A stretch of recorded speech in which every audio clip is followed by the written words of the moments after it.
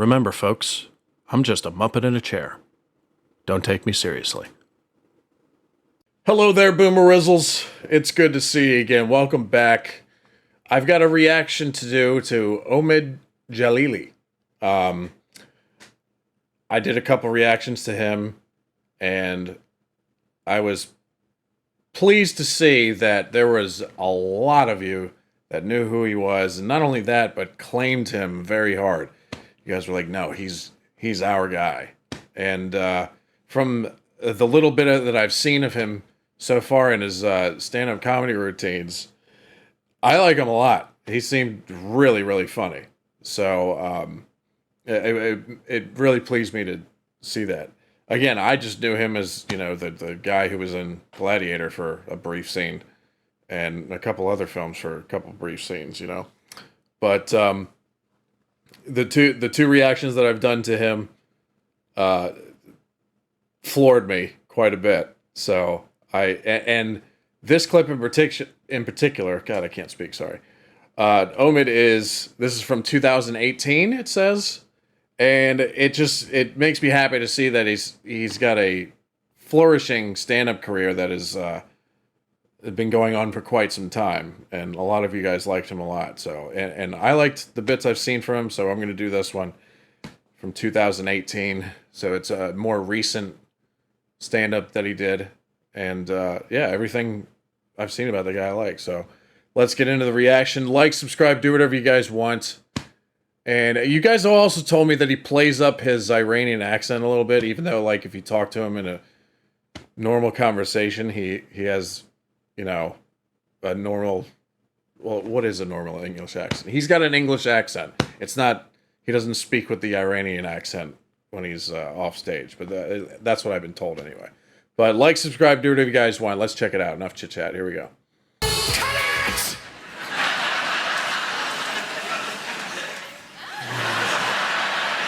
Oh, it's the king. It's great to be in a theatre because I've been practicing this set for His Royal Highness in comedy clubs, and I got the worst heckle I've ever had in my life above a pub. He's in 2018. He was still Prince. Rest in peace, the Queen. But that's actually pretty wild. I mean, I guess the royals probably show up at stand-up routines often, maybe. I don't know. I don't know much about the royal family. You guys know way more than I do, obviously. But I don't know. I guess that's kind of cool that they would show up to comedy shows like this. You know what I mean? I think that's pretty cool. To be in a theatre because I've been practicing this set for His Royal Highness in comedy clubs, and I got the worst heckle I've ever had in my life above a pub in Willesden Green. I just tried out a new joke that got nothing. And in the silence in the corner, I audibly heard someone say, "There used to be a pool table in here."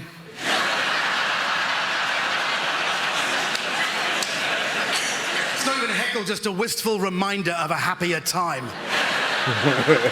But it's great to have an Iranian on the bill here. Now, people say, are you banging on about being an Iranian again? And it's not banging on about it. I'm reminded of it every day. I mean, literally, just yesterday, I went into a New York diner because I was attracted by the sign on the door that said, "We offer the authentic American experience."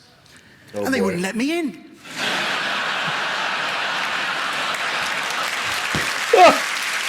realistic.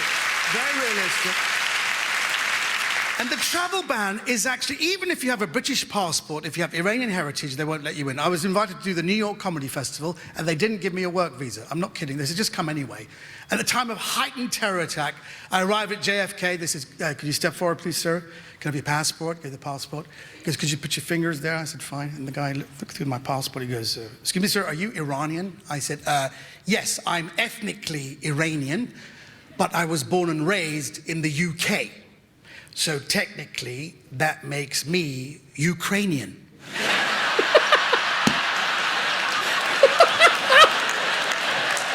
Welcome to the United States, sir. Thank you. Yeah. It was a wonderful moment. Yo, that had no business being that funny. I guess that speaks to how talented Omid is. He made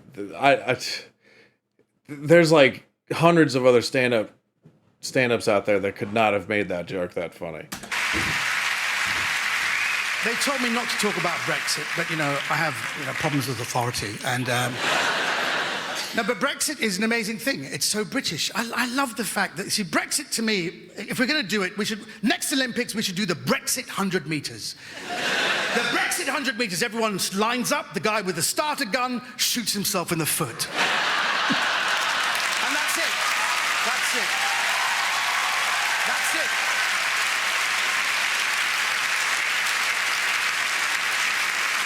I love the Britishness of Brexit. People say, Brexit means Brexit, we've made our decision, we're going to get over it, we're going to move on. I love the stubborn Britishness of that. We've made our decision. Well, we don't know what's going to happen. We've made our decision.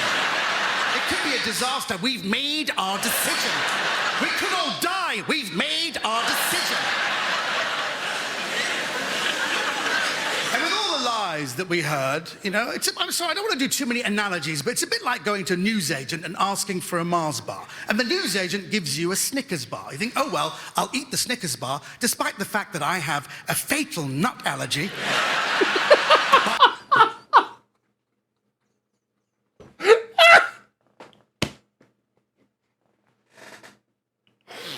Oh boy.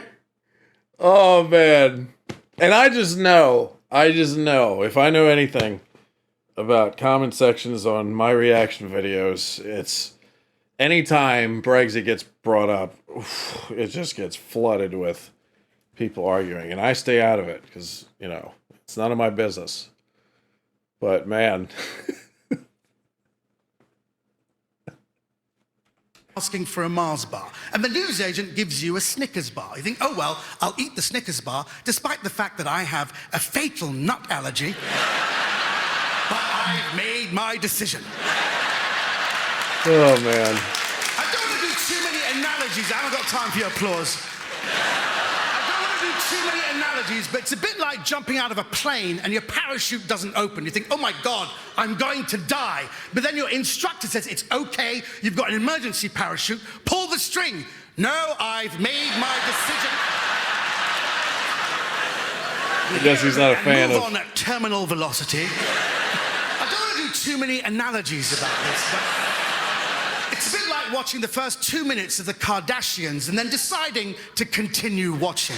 Oh, no. That one cut too deep. That one cut too deep. Oh my God. As an American, I apologize for the Kardashians. I really do. I think everybody here should, because people who... I don't understand why people watch that nonsense. It's like, I'm not even joking about that. I don't know why people watch these rich fucking people argue about who broke the espresso machine. Like, Jesus Christ. Green Boomer watches it. I've made my decision. But you know, Hannah, 70 is a great age. I know when I got to 50, like most people, you start making noises. Do you make those noises? You know, like when you drop your phone, you just kind of go...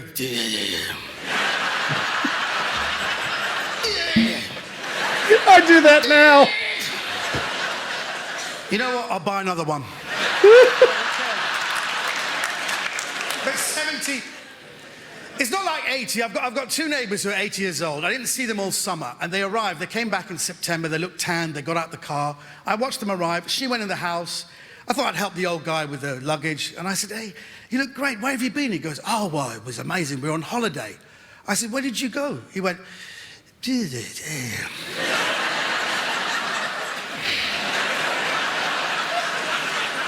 I know this, certainly. Could you help me out there, Omid? What's the name of that plant that grows on the side of a building? I went, ivy? He goes, yeah, ivy. Ivy? Where did we go on holiday? I've completely forgotten. Yeah. You're not quite there yet. You're not there yet. But we respect you, Your Highness, because as that film showed, you believe in having a respect and reverence for nature. And I think that's marvelous at a time where we have to worry about the environment. I went to Clarence House to meet His Royal Highness. They said, His Royal Highness, he's in the greenhouse. And I went there, and there he was, surrounded by the delphiniums and the begonias and the tulips. And he was talking to them. He was talking to them.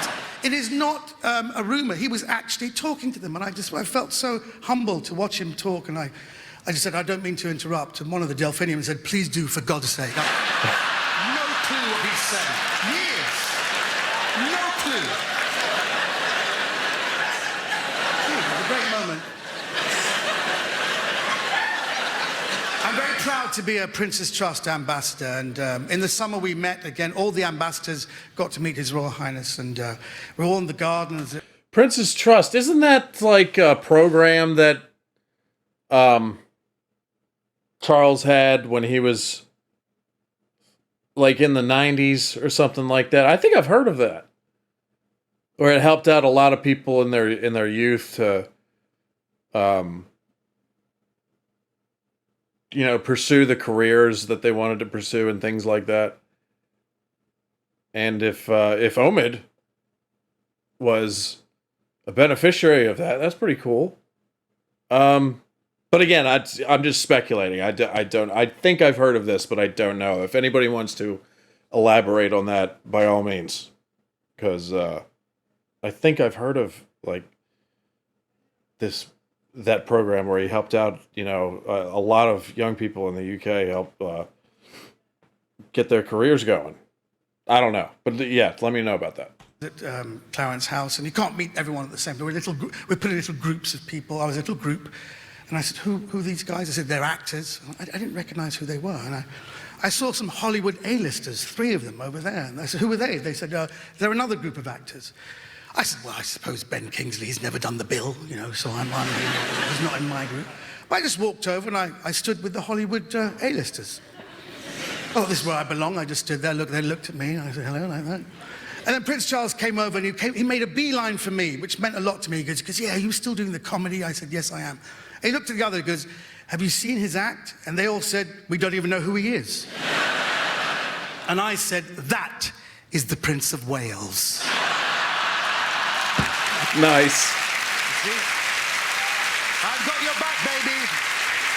I've got your back. Your Royal Highness, thank you so much. Good night, thank you. Again, I like this guy a lot. He's very, and he seems like he belongs up there, It's like he seems like he's not worried about a single thing when he's up there. He's very comfortable up there on stage, which even for there's a lot of very successful comedians out there and they don't have that. They don't feel like they give the impression that they're always nervous. A lot of comedians are like that, but not Omid. He's like, this is where I belong. But that was a good little thing right there. I really hope that because he brought up Brexit, it doesn't start a fucking riffraff in the comments. But I know it will. But, anything that's like that really divides the populace on, a very touchy subject like that. It always does. So I know it's going to happen. But here's the thing, though. Like, for me, with comedians, I don't give a fuck what their politics are. I just want them to be funny. And if they're funny, then I don't care what the politics are, because it's a show. It's there to be entertained. One of the things I don't like, I've seen this happen before, where I react to somebody and they're like, yeah, they were funny, and then they said this, and then that was it for me. It was like, really? Like that was it for you? You can't just enjoy their comedy because they said one thing that you disagree with? I never understand that. Now, if he suddenly got out a bunch of swords and started hacking 5-year-old children to death, then yeah, I'd be like, fuck him. But if he's, whether it's Omid or, what's a one that I know some people have issues with, who's the Scottish guy? Fuck, why can't I remember his name? Frankie Boyle. some people are like, yeah, he went totally off the deep end with his political views. And I'm like, I don't care. I don't care. They're comedians. They're funny. If they want to have a little side job as a political commentator, I really don't care.